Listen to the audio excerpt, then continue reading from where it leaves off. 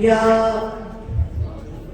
राज्याचे सर्वात अधिक काळ मुख्यमंत्री म्हणून ज्यांनी काम केलं आणि आपण ज्या योजनांवर आज चर्चा करतो त्या सर्व योजना ज्यांच्यामुळे मी पालकमंत्री आहे, ज्यांच्यामुळे गावाला ग्रामविकासचा विकास मिळतो आहे, ज्यांच्यामुळे हरित क्रांती झाली आहे, ते सन्माननीय वसंतरावजी नाईक यांच्या जयंतीच्या निमित्ताने मंचावर विराजमान आपल्या सर्वांचे आदरस्थान धर्मगुरू बाबूसिंगजी महाराज, मी त्यांना धर्मगुरूच म्हणेन, आमदार हे खूप लहान आहे, धर्मगुरू फार फार मोठं पद आहे. मंचावर उपस्थित ज्यांनी आत्ताच आपल्याला मार्गदर्शन केलं ते माझे बंधू धनंजयजी मुंडे, मंचावर उपस्थित आमचे सहकारी इंद्रजीजी नाईक यांच्या सौभाग्यवती आणि पुसदच्या नगराध्यक्षा मोहिनीताई, मंचावर उपस्थित बैरामजी राठोड, शिरसाळ्याचे प्रथम नागरिक, जोरदार भाषण त्यांनी केलं. नुसतं भाषण नाही केलं तर बंजारा समाजाला जागा सुद्धा जाहीर करून टाकली. ते नसीब शेख, आमचे बंधू अजय मुंडे, PS राठोड, विलास राठोड ते येऊ शकले नाही पण त्यांचे वडील इथे आलेले आहेत. हे जे वसंतराव नाईक जयंती आहे त्या जयंतीचे संयोजक आमचे पप्पू चव्हाण, वसंतराव राठोड पहिल्यांदा मुंडे साहेब असताना सभापती त्यांना करण्याचा, बंजारा समाजाला न्याय देण्याचा मुंडे साहेबांचा प्रयत्न होता, ते आमचे वसंतराव राठोड, सुशांत पवार, बंडू राठोड, दिलीप राठोड, शरद राठोड, उपस्थित सर्व मान्यवर आणि समोर उपस्थित टोप्यावाले, फेटेवाले सगळे वडीलधारी मंडळी, माझ्या सुंदर सुंदर गोंड्याच्या पापड्या घातलेल्या माझ्या सगळ्या याडी भगिनी आणि युवा बांधवांनो, माझा आपल्या सर्वांना जय सेवालाल. आज वसंतराव नाईक केर जयंती निमित्तानं बना आप बुलाए और बुलायो मैं तुम्हारो खूब खूब आभार छो. आज मैं श्री संत सेवालाल महाराज यांना चरणेनं नतमस्तक करूचो. संत रामराव महाराज यांना चरणेनं नतमस्तक करूचो. रामराव महाराज यांना मुंडे साहब बाल बच्चा न माया की તમારો પર તમાર છોડી છો ખૂબ માયા છો. પૂર્ણ દેશના मन बंजारा समाज याडी करण कच, मन बंजारा समाज याडी कचलोनं खूप आठवण. जमलं का? भूक लागली आहे ना? मी पप्पूला विचारलं, बाबा तुम्ही जेवणाची व्यवस्था ठेवली का? बिचारे सकाळपासून वाट बघायले. आम्ही आपले भाषण आणि राशन आमचं असते, आमचं हेच पोट पाणी, आम्ही भाषण नाही देत कसं होईल आमचं?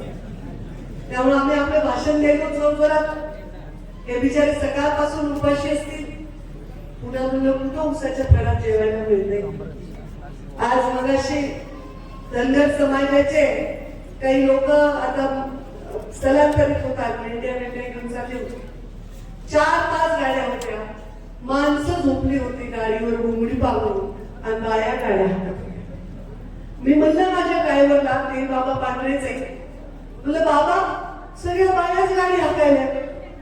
ते म्हणजे हो ना ताई, माणसं थकले पण बाया गाडी. कारण जगदंबा माता आहे साक्षात. प्रत्येक स्त्रीच्या मध्ये जगदंबा मातेचा अंश आहे आणि ती आहे म्हणून शक्ती आहे. असं म्हणतात शिवामध्ये शक्ती नसेल तर शिव हा शव असतो. त्यामुळे शक्ती ही तुम्ही आहे, मी पण आहे. आणि ही शक्ती आपल्या सगळ्यांनी मिळून ही टिकवून धरलेली आहे. आज बंजारा समाजाच्या एवढ्या संख्येने इथे लोक आले आहेत. आमच्या इंद्रनीलच्या सौभाग्यवती इथे खास आलेले आहेत. त्या एवढ्या फाडफाड गोरमाटी बोलत होत्या, मला एवढा हेवा वाटलाय की तुला पुढच्या वसंतराव नाईक जयंतीपर्यंत मी पण फार फार गोरमाटीत बोलतो. एखाद्या मुंबईच्या कार्यक्रमात गेल्यावर एखाद्या इंग्रजीत माणूस बोलत असेल तर मला जसं वाटत होतं तसं आता मला यांचं भाषण ऐकून वाटतं. त्या म्हणजे काही नाही, गुजराती असल्यामुळे माझी मराठी थोडी कच्ची आहे पण गोरमाटी पक्की आहे. पण मी पण गोरमाटी पक्की करणारच आहे. मग समाज छोडी.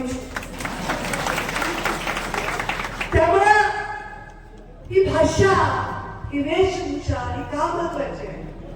त्या देशामध्ये अनेक संकट आले, अनेक लोकांनी आक्रमण केले, पण काय बदललं नाही तर हा बंजारा समाज बदललेला नाही.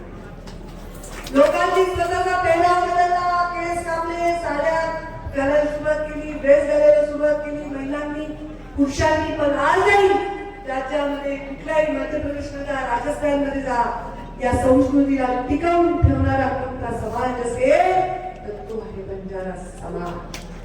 त्यांच्याचे पालकमंत्री म्हणून पहिलं पाऊल ठेवलं तर मोठा आंदोलन सुरू झालं. बंजारा समाजाचा एक मोठा विक्रांत मोर्चा तिथे निघाला आणि बंजारा समाजाला आरक्षण द्यावं अशी मागणी करणारा तो. मी त्याच्या गेले त्या बंजारा भावाला मी पाणी पाजून त्याचं उपोषण फोडलं आणि त्यांना मुख्यमंत्र्यांकडे नेलं, उपसमिती केली. पण या उपसमितीचं काम हे इतके वर्ष नाही चालत बसलं पाहिजे. लवकरात लवकर त्याचा निर्णय झाला पाहिजे. ही सुद्धा जबाबदारी नक्कीच तुमच्या वतीने घेतल्याशिवाय राहणार. या स्त्रीवर इकडे येत असताना माझं डोकं उचललं होतं. एवढे हायवे करायची काय गरज आपल्याला? चांगला रस्ता होता ते तोडल्यानंतर नॅशनल हायवे सुरू झाला. 2 लेनचा बरं चालू होता तर 6 लेनचा रस्ता, 4 लेनचा रस्ता इतकं खोदून ठेवलं होतं. कडकड करत मी इथपर्यंत आले आणि मी माझ्या प्रियेला म्हणलं मला आलाय कंटाळा. वयाच्या 24व्या वर्षीपासून आता मी 47 पूर्ण झाले, 48 वर आलो. म्हणजे 24 वर्ष झाले याच रस्त्यामुळे जवळपास हीच माणसं, तेच सगळं कसं बघायचं मला तर कंटाळा आलाय. रिटायर व्हावं असं मी म्हणले. पण या कार्यक्रमात जेव्हा मी आले आणि तुम्हाला सगळ्यांचा उत्साह बघितला, तांड्यावरच्या गरीब घरामधल्या या चमकणाऱ्या डोळ्यांना मी जेव्हा बघितलं तेव्हा वाटलं आपलं काम अजून संपलं नाहीये. आपल्याकडे गाडी आली, घोडा आला, समाज हा मोठा झाला नाहीये. ही गाडी, हा घोडा, ही ताकद, हे पद, हा लाल दिवा, हे पोलिसांचं सलूट हे केवळ त्यासाठी आहे या मागासलेल्या प्रत्येक घरापर्यंत, झोपडीपर्यंत विकास पोहोचवण्यासाठी आहे, आमच्या उपभोगासाठी नाही. कसं विकास होत आहे? अजून तुमच्या हातातला कोयता तसाच आहे. कसं विकास होत आहे? अजूनही गावागावामध्ये कुठेतरी तणावाचं वातावरण तसंच आहे. अजूनही जातीभेद संपला नाही, अजूनही धर्मवाद संपला नाही. आमच्यासारखे जगच खाल्ले तर ज्याला 2 वेळे पोटाला खायला मिळते त्या माणसाने काय विकास करा? एक गोष्ट आठवते वाचली, बाबासाहेब आंबेडकर आणि महात्मा गांधी एकदा एकत्र राहण्याचा योग आला. ते म्हणाले रात्रभर बाबासाहेब तुम्ही झोपला नाही? गांधीजी म्हणाले बाबासाहेब म्हणले माझा समाज झोपलेला आहे म्हणून मला झोपता येत नाही. तुमचा समाज जागा आहे त्याला शांत झोपताय. आज माझा समाज झोपला नाही, माझा समाज जागा आहे, समाजमध्ये जाग नाही. सगळे वंचित पीडित कष्ट करणारे ते झोपलेले आहे नाही, ते जागे. पण तरीही त्यांच्या स्वप्नांना बळ देण्याचं काम हे करण्यासाठी गोपीनाथ मुंडे साहेबांनी मला राजकारणात आणले. मला सांगा काय कमी होती? मला मी अमेरिकेत होते. मला काय करत होती? काटे तुटायची, घाम गळायची, माझी तुरीत फिरायची. राजकारण सोपं नाही, राजकारण सुखाने खाऊ देत नाही. राजकारणात गेल्यावर मनक्याचा त्रास होते, शुगर होते, बीपी होते. सोपं नाही. कष्ट करावं लागते, लोकांचं प्रेम मिळवावं लागतं, रोज शिव्या पण शिकायला लागतात. ते करण्यासाठी मी इथे आहे. ते केवळ माझ्या मरणाऱ्या पित्याला वचन दिलं होतं की त्यांचा वसा आणि वारसा आम्ही खाली पडू देणार नाही. म्हणजे आम्ही काही लोक कष्ट करतो. अहो आम्ही नाही, आमच्यासारखे हजार येऊन कष्ट जरी केले, आमच्या कातड्याचे जोडे करून तुमच्या पायात घातले तरी आम्ही तुमचे उपकार फेडू शकणार नाही. तर माझा बाप ज्या दिवशी मेला, माझा बाप या जगातून निघून गेला, त्या तरीशी त्याच्या डोळ्यामध्ये आनंद होता. आनंदाने डोळे मोठे साहेब पडले होते. का? कारण तुम्ही एवढ्या कठीण निवडणुकीत त्यांना विजय दिला होता. ते मंत्री झाले तेव्हा तुम्हा सर्वांना आनंद झाला, अभिमान वाटला. तुमच्या सर्वांच्या स्वप्नांना पूर्ण करण्याचा संकल्प त्यांनी केला आणि त्यामुळे हा संकल्प मला बसू देणार नाही घरी. कष्ट करा जेवढे, जोपर्यंत जीवात जीव आहे तोपर्यंत श्वासात श्वास आहे. कष्ट करणार, सामान्य माणसासाठी करणार, ऊसतोडणाऱ्यांसाठी करणार. मागच्या वेळी 32% मानधन आपण भाववाढ करून दिली. कधी इतिहासात झाली नाही एवढी भाववाढ. त्या ऊसतोडणाऱ्यांच्या कोयत्याला न्याय देण्याचं काम केलं, वेळोवेळी ते करू.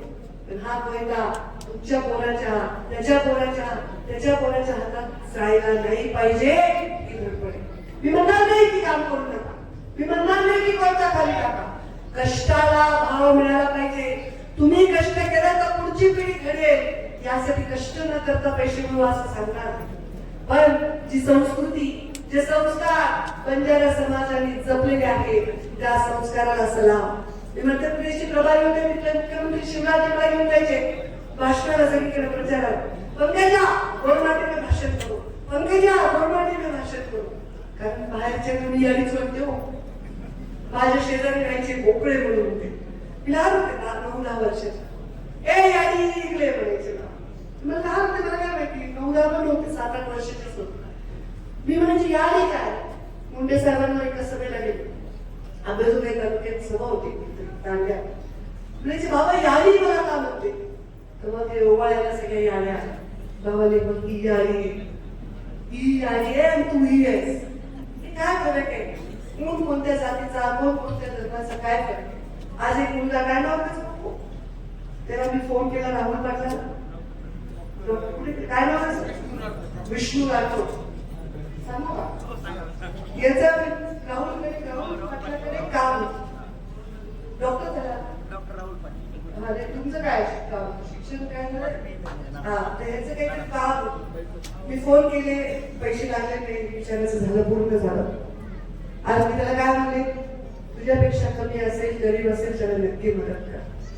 माझ्या पेक्षा कुणीतरी लहान असेल ना, गंगोपेक्षा कोणी लहान असेल, बाबूसिंग महाराजांपेक्षा, आपल्यापेक्षा लहान माणसाला मदत करा. लहान माणसं एकत्र आले ना तर कोणीच आपल्याला रोखू शकणार नाही. एकमेकांबरोबर कसं काठी तोडता येते पण मोळी तोडता येते का? ती मोळी बांधायची. हीच याडी, मीच पंकज आहे, मीच आहे जिजाऊची वंशज, मीच आहे पुण्यश्लोक अहिल्यादेवीची वंशज आहे, मीच रमाईची वंशज आहे, मीच सावित्रीची लेक आहे असं म्हणल्याशिवाय भागणार नाहीये. त्यामुळे आपल्याला सगळ्यांना एकजीव होऊन काम करायचं, पुढच्या पिढीसाठी काम करायचं, कष्ट करायचं. आज वसंतराव नाईकांना ते दिवस लाभले. त्या काळामध्ये मुख्यमंत्री होणं किती सहज, म्हणजे आज विचार करू शकत नाही आपण, अशी परिस्थिती झाली राजकारणात. तर वसंतराव नाईकांना ते रेकॉर्ड कुणालाही मोडता आलं नाही. आम्ही आता देवेंद्रजी फडणवीसांचं अभिनंदन केलं, कारण त्यांनी एक रेकॉर्ड नवीन तयार केलं. पण आमचं अजून एक रेकॉर्ड आहे ते वसंतराव नाईकांचं, ते कोणी होऊ शकलं नाही. बघा किती मोठी पुण्य आहे, किती मोठा विचार. 113वी जयंती अजूनही आपण त्यांचं नाव करतो. अजूनही मुंडे साहेबांचा घराघरात फोटो आहे, गावागावाच्या मंदिरात फोटो आहे. या लोकांनी स्वतःच्या रक्ताचं पाणी केलं, हाडाचे गाळप केले आणि वंचित आपल्या समाजाला न नाकारता त्यांच्या मागण्यांना न्याय देण्याचं काम केलं. म्हणून आपण सगळे एकमेकांमध्ये बसलेलो आहोत. सरकार काम नाही. पंकजा मुंडे ग्रामविकास मंत्री असताना तांड्याला ग्रामपंचायतचा दर्जा देण्याचा निर्णय घेण्यासाठी मी पुढाकार घेतला.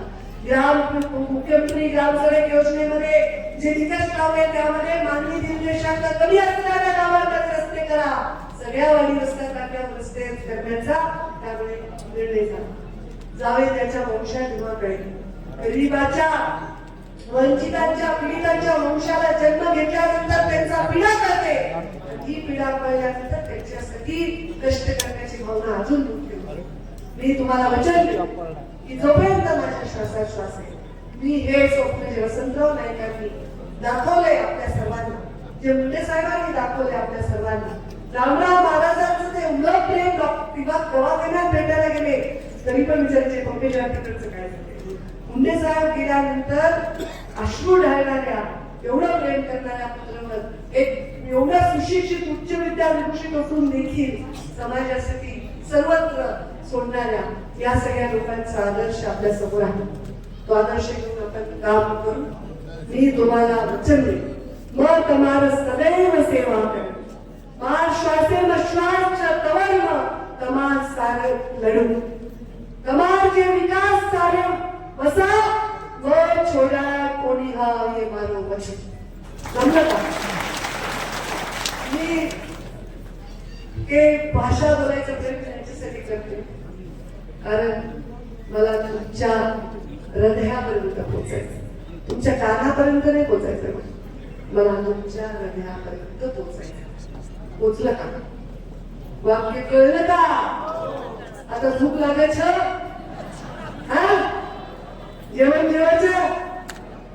त्यामुळे मी तुम्हाला सर्वांना तुमच्या आशीर्वादाशिवाय काही अपेक्षा न करता कष्ट किती पडले वंचितांच्यासाठी, पीडितांच्यासाठी त्याचे धार करून काम करण्यासाठी तयार राहून असं वचन पूर्ण मुंडे परिवारातर्फे देते आणि माझ्या वाणीला विराम देते.